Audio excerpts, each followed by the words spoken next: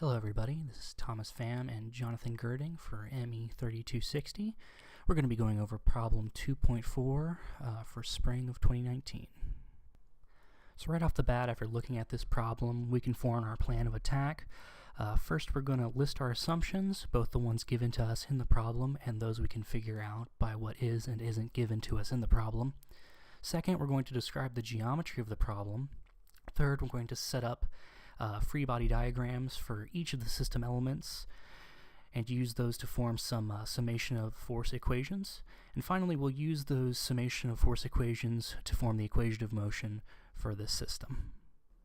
So the first assumption we're going to make is that the string in the system is a fixed length, or rather that it does not deform. That's going to allow us to more easily define the geometry of the problem as the system is changing. Our second assumption is given to us in the problem statement, and that is that the pulley's masses are approximately zero or negligible.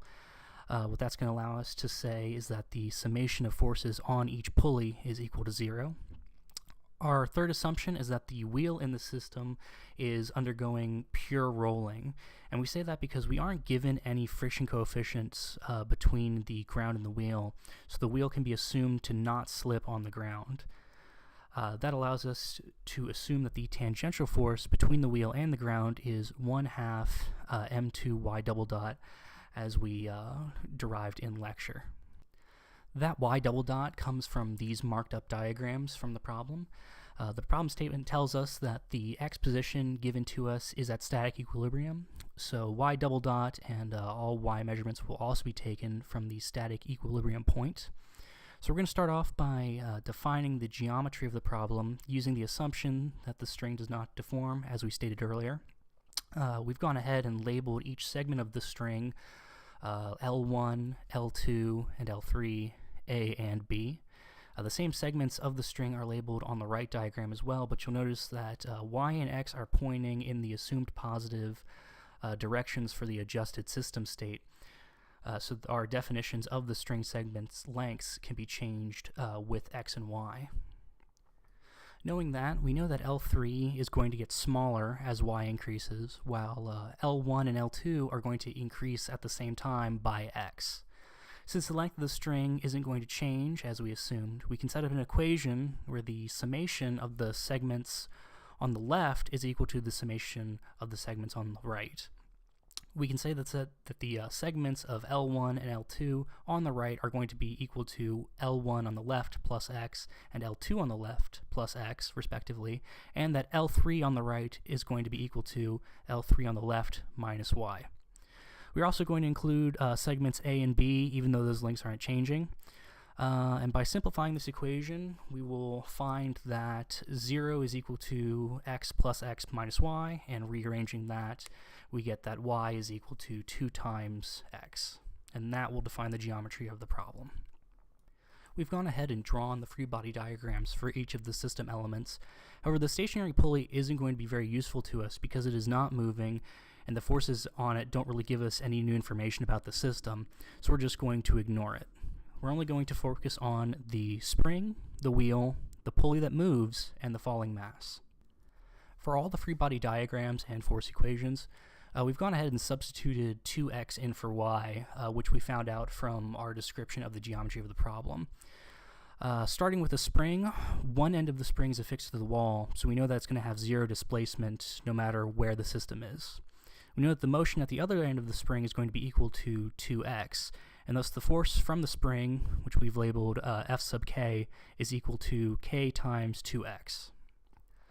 Moving on to the wheel, we say that the summation of forces on the wheel is going to be equal to m2 times 2x double dot, and that's going to be equal to negative F sub k, because it is drawn in the opposite direction of what we assume is positive motion, plus t2 minus F sub t, again because it is going in the opposite direction of what we have defined as positive.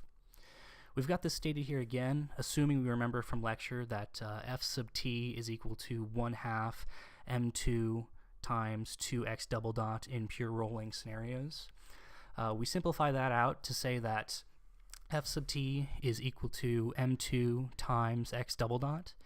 Substituting that back into the summation of forces for the wheel, we get what we will call equation B here, which is m2 times 2x double dot is equal to negative 2kx plus t2 minus m2 times x double dot. Next, we'll turn our attention to the moving pulley, and we remember that we assumed the masses of the pulleys were negligible, and thus the summation of forces on the pulleys is going to be equal to 0. With that, we can say that T1, which is going to be positive, as we've defined it, is equal to 2 times T2, and we'll call that equation C. And then our final free body diagram is for the falling mass, where m1 times x double dot is equal to F sub I, which we've defined as the initial force that provides the initial displacement of the system, sets it into motion, minus T1, again because it is in the opposite direction of what we've defined as positive x. So now that we have all the needed equations, we're going to go ahead and start substituting them into each other so that we can get an equation of motion exclusively of terms of x and what we're provided by the problem.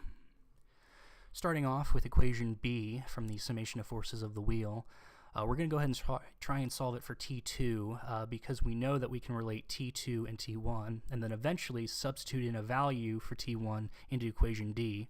That's the summation equation for the falling mass, to go ahead and get an equation that only involves x and values given to us by the problem. So solving for T2, we get that 3m2 x double dot plus 2kx is equal to T2. We substitute that value of T2 into equation C, and all that does is multiplies it by 2. So we get that 6m2 x double dot plus 4kx is equal to T1. Then we're going to go ahead and substitute the value of T1 into equation D, which is the summation of forces for the falling mass once again. And we're going to end up with m1 x double dot being equal to F sub I minus the quantity of 6m2 x double dot plus 4kx. We're going to go ahead and expand that to get that m1 x double dot is equal to F sub I minus 6m2 x double dot minus 4kx. And you'll recognize here that we no longer have any of the variables that we've defined on our own, and that this equation is completely in terms of what we're given by the problem. So we can go ahead and rearrange it into standard form, where things that are affecting the system go on the right and things that are describing the system go on the left. We'll end up with m1 x double dot plus 6m2 x double dot plus 4kx being equal to the initial force we put into the system.